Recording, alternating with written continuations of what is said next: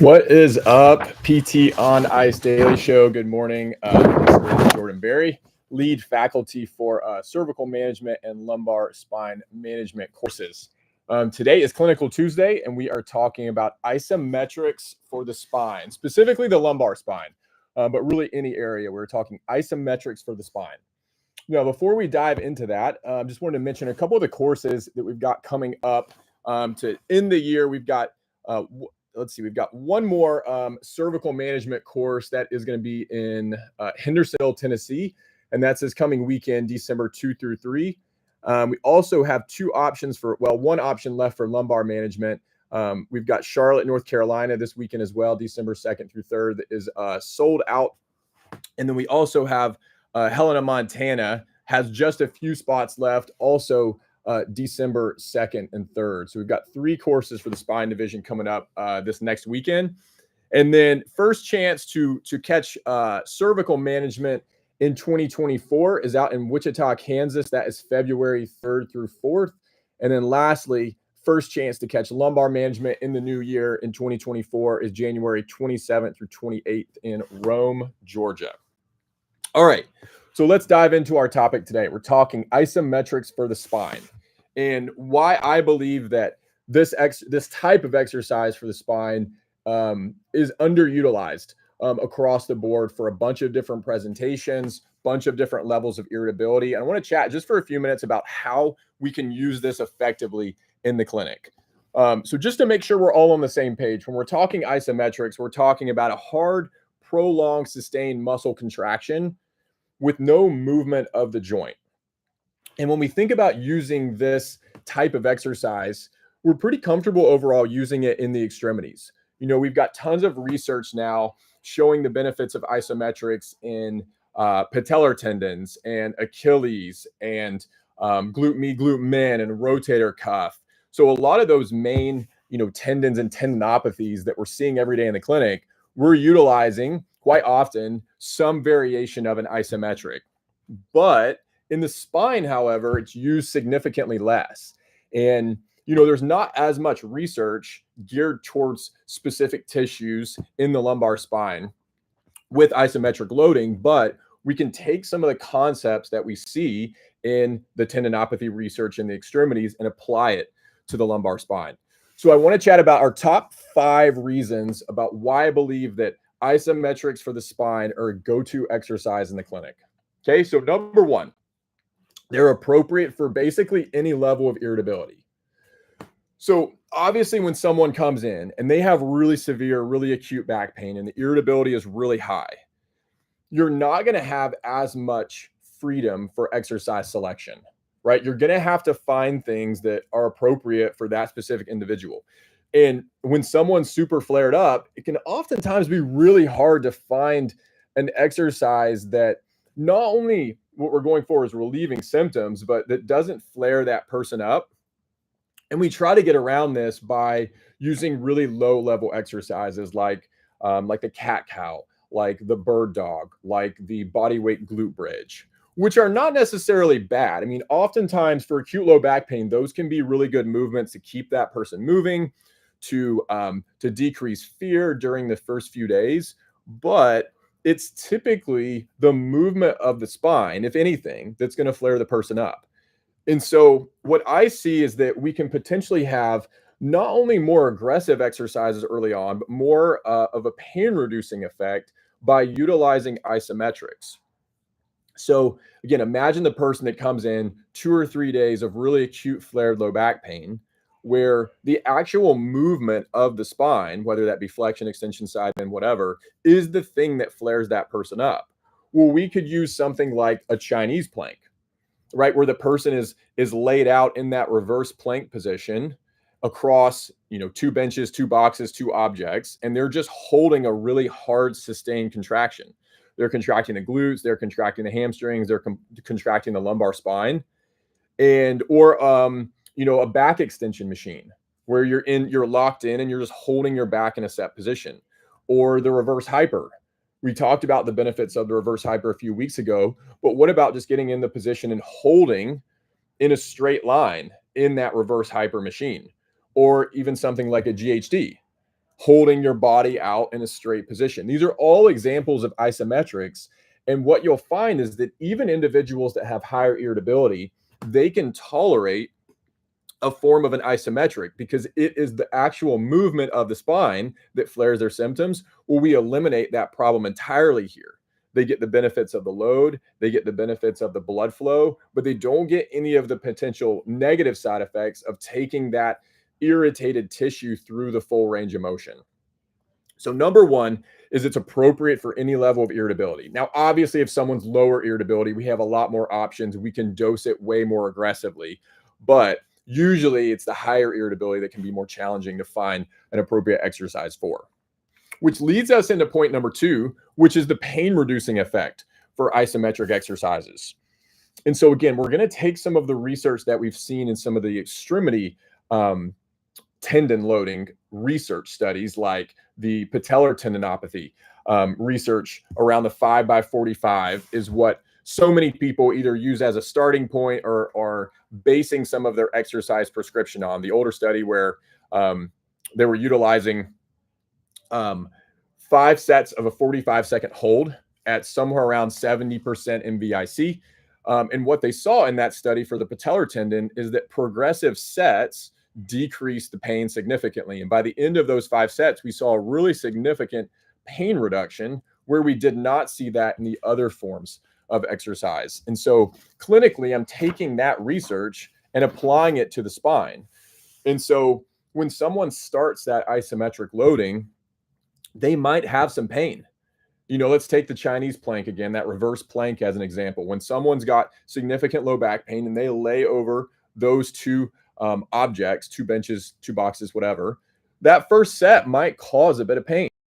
But you'll see that progressive sets, set 2, set 3, set 4, set 5, when they're holding that 30 to 45 to a minute prolonged sustained contraction, that you see this oftentimes this nice pain reducing effect with each set after. And by the end of it, they have significantly reduced pain by actually challenging and loading their spine.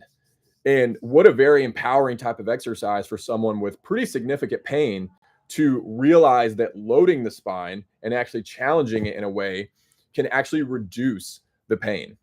And so if we see that change in the clinic, I'll just tell the person, this is your new painkiller.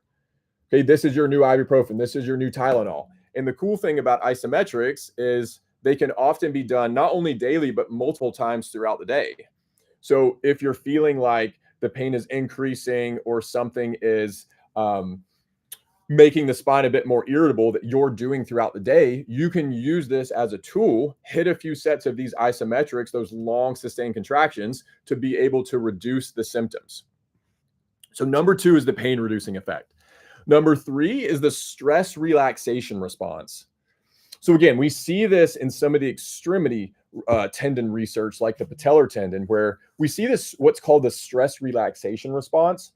And basically what that is the benefit that happens with long duration isometrics. Specifically, once you hold a sustained isometric for at least 30 seconds, you see this stress relaxation where the fibers in the tendon have this progressive relaxation until a steady state is reached. Essentially, the load is being dispersed throughout the entire tissue, throughout the entire tendon. And so the way I apply this clinically to the spine is take someone that has either excessive or limited motion at a specific level in the spine.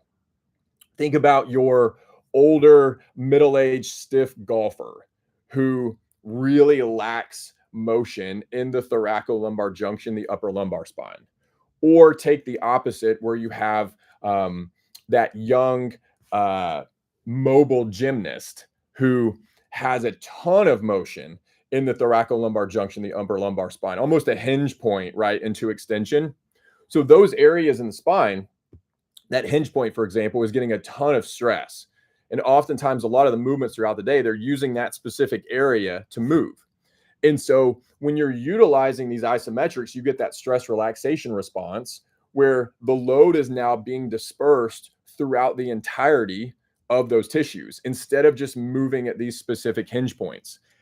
And so it's cool to now have an exercise to be able to not just isolate the spot that they're oftentimes overutilizing, but now we can load the entirety of those tissues and disperse some of the force. Number 4, targets weak areas.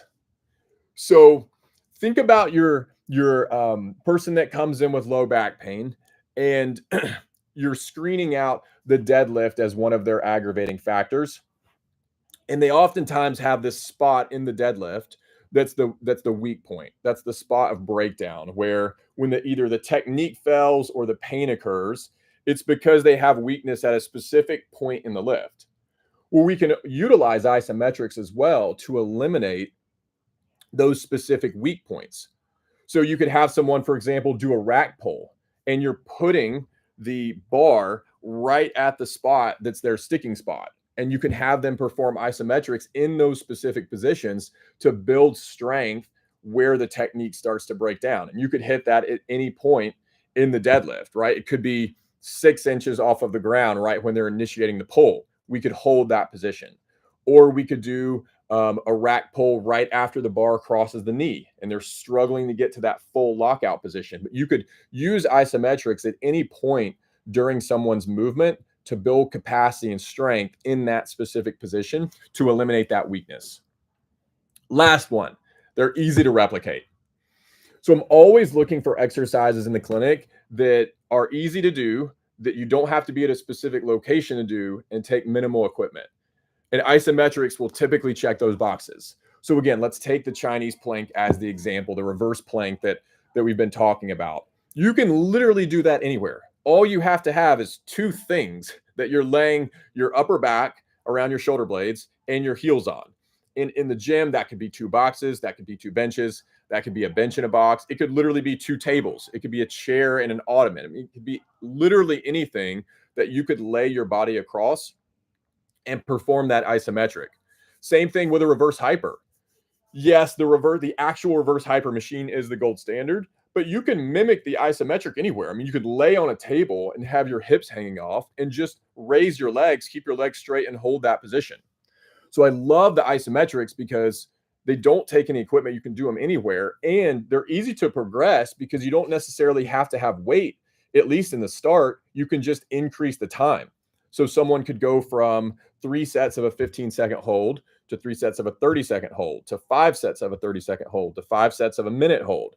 And you can progress this HEP very easily without having to have equipment or progressively increase the weight. So those are my top 5 reasons why I am using isometrics very consistently, very frequently throughout the clinic.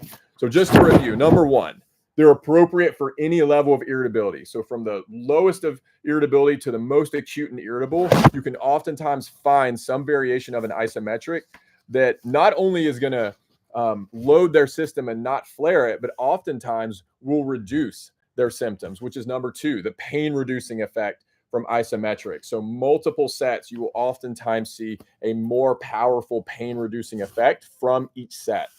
Number 3, the stress relaxation response. So we see that stress dispersed throughout the entirety of the tissues when we hit that 30-second mark. So we can load parts of the spine, parts of those tissues that aren't typically getting loaded throughout the day. Okay, number 4, it targets weak areas. So if there's sticking points in any movement, we can use that to eliminate the weakness. And lastly, they're easy to replicate. Very little equipment, very easy to progress. So that's all I've got, team.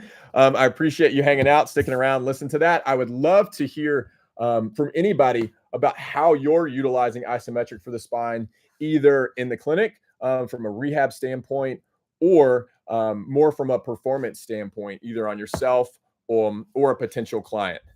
Other than that, have an awesome day in the clinic. Thanks for sticking around for Clinical Tuesday. And if you're coming to a lumbar or cervical spine management course, I will see you soon.